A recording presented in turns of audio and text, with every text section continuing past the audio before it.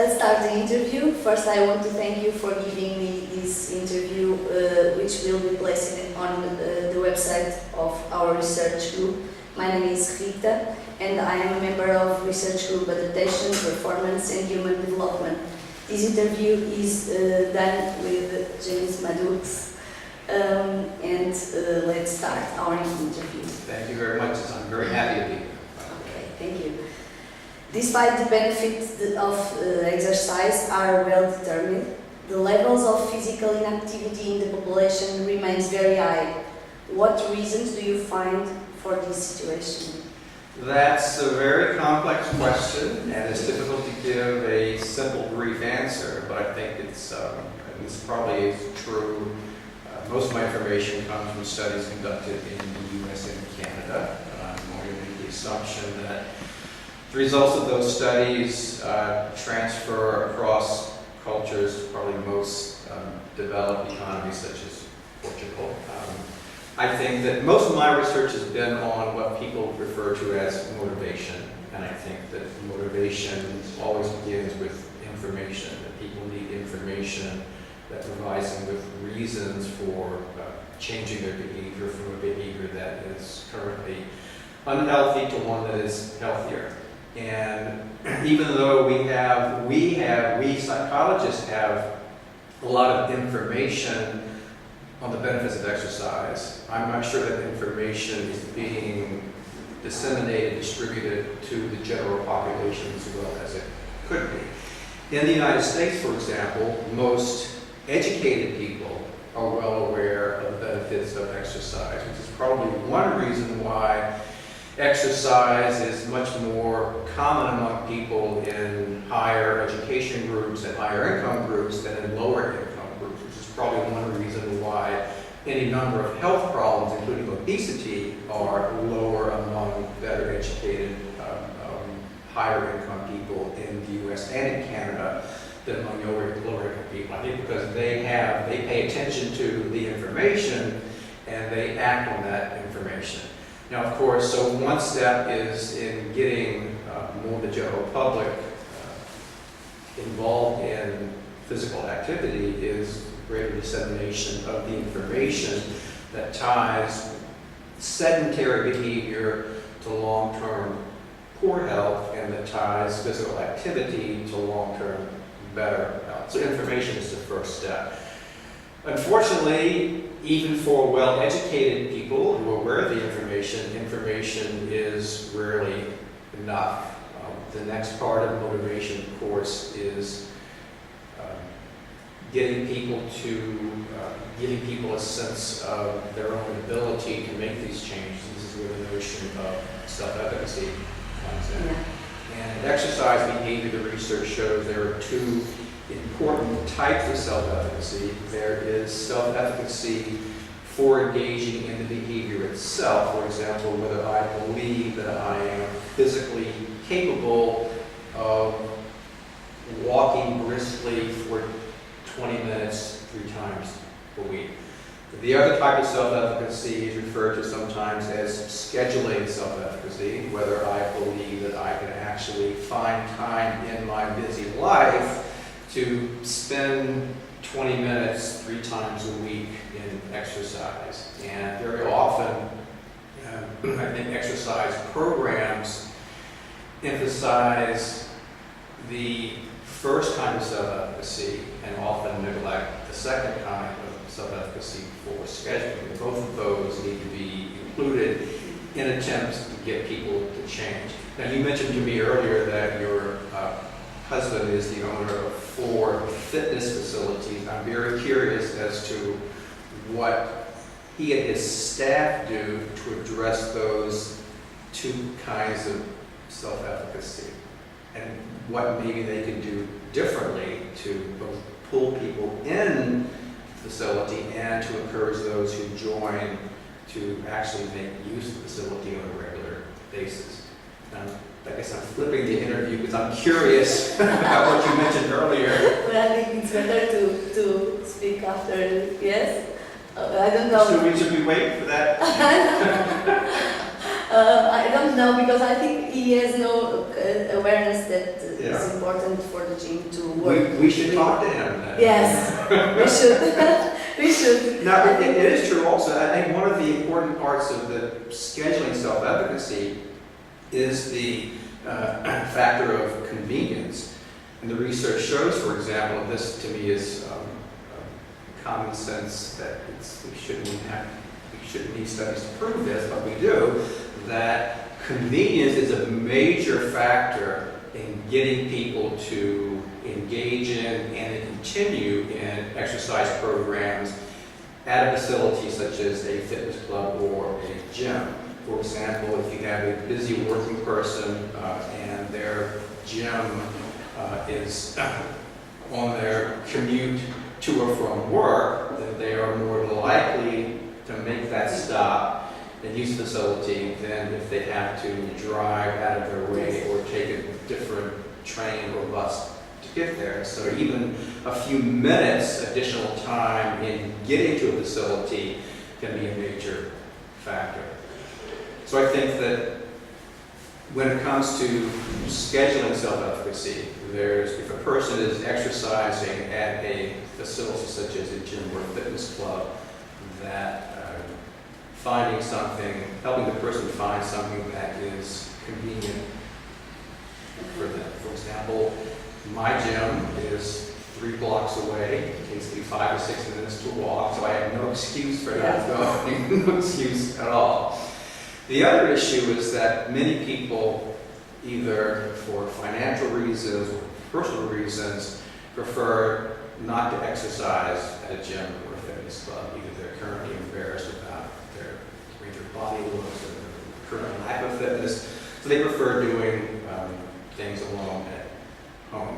And I think there are things that people can do to increase the probability that they actually engage in the behavior that they want to. And again, convenience seems to be a major factor.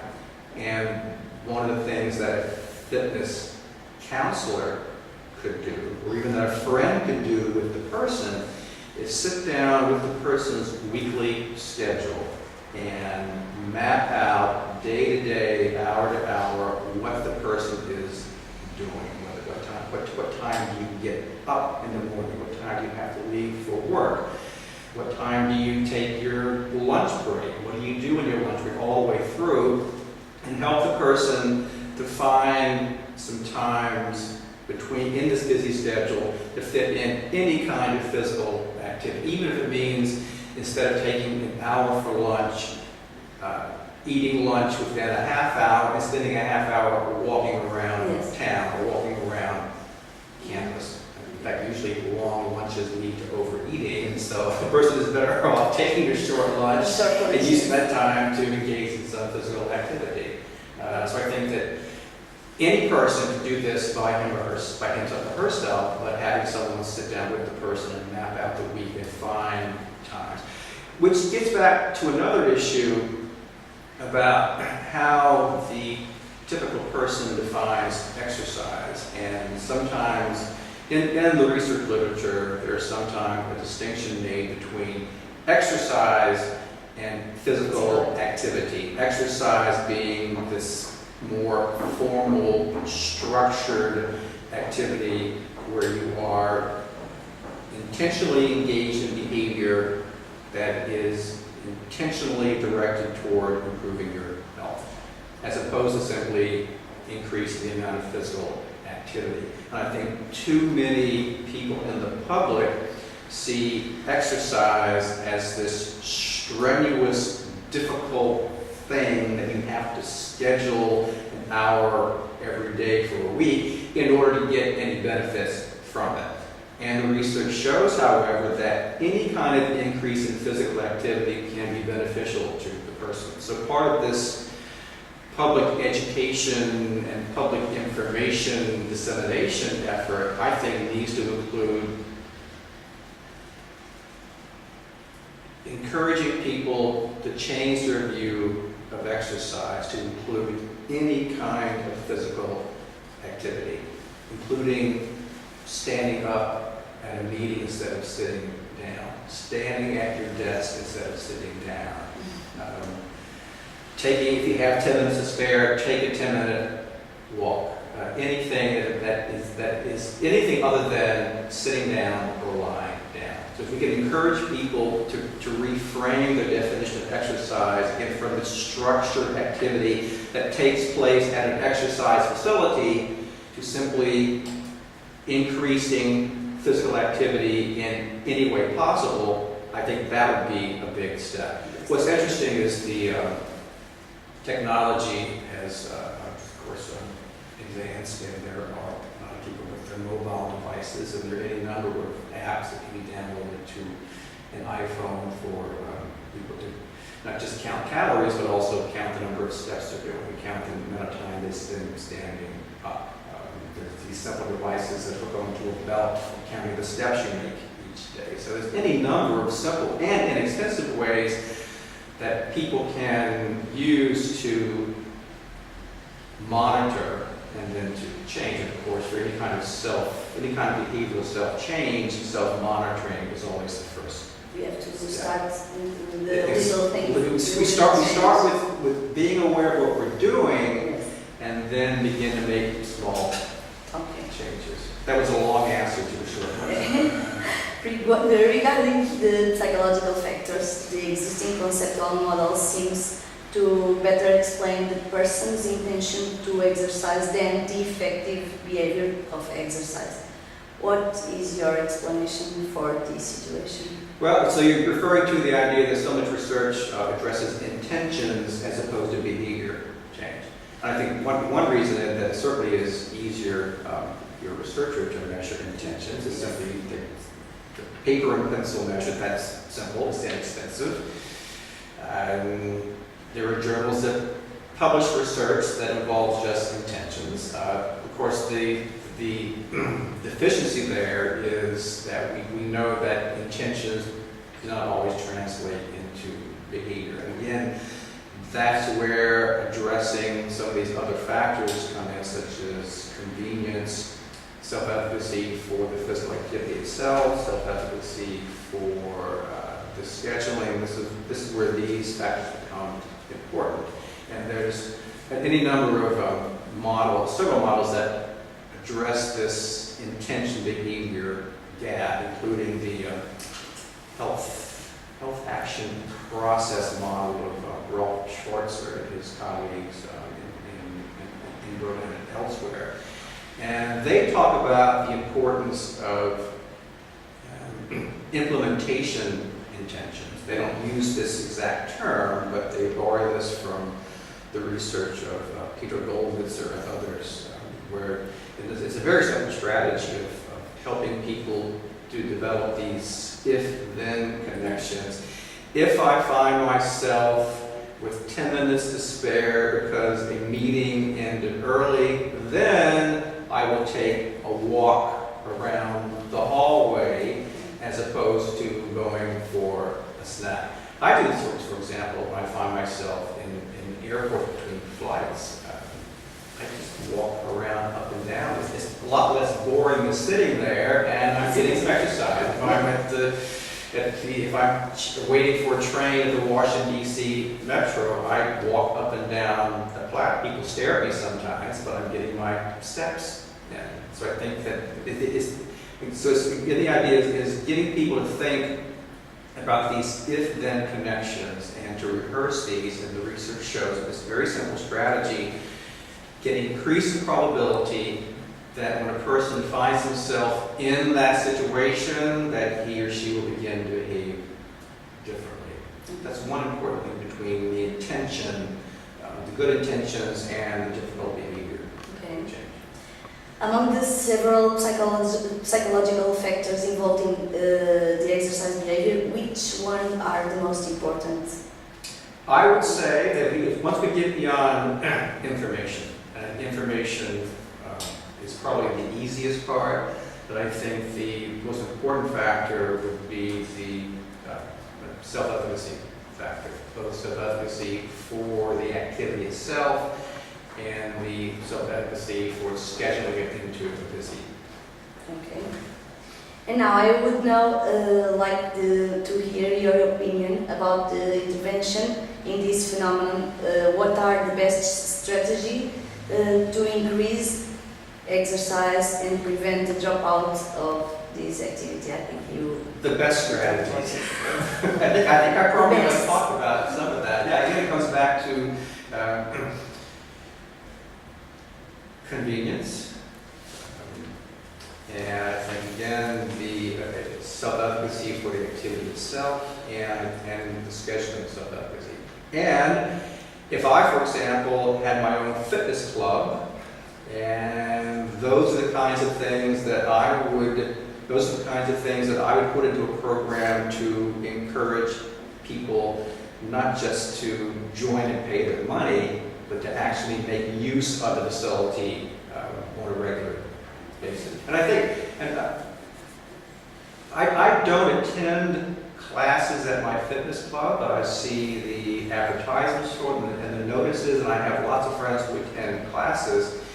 And what seems to happen in those classes is they are addressing the self-efficacy for the activity itself, but I've never heard anyone that attends these classes say that the instructor ever talks about how to fit these activities into the person's life in between the sessions. To me, it's similar to psychotherapy, where you go to psychotherapy once a week, and if all your therapy does, and if the therapist never talks to you about how to use what we're learning in therapy in your everyday life, then there's a big piece of that missing.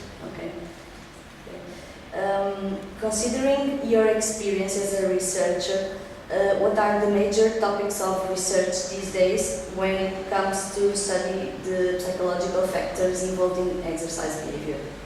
So again, most of my research has been on motivation in general, motivation in health behavior, and including exercise, including a wide range of things. And there's a lot of reading of the research, not just on exercise behavior, but on a wide range of health behaviors. And I think that what you find is that the theories and models that can be used to explain exercise behavior can also be used to explain a wide range of health behaviors, whether it's changing one's diet to eating more fruits and vegetables, whether it's reducing the amount of alcohol one consumes, the amount of smoking one does, etc. And so I think that there's not just theories of exercise behavior, but theories of health behavior in general. And again, I think we've gotten to the point where we become, I think,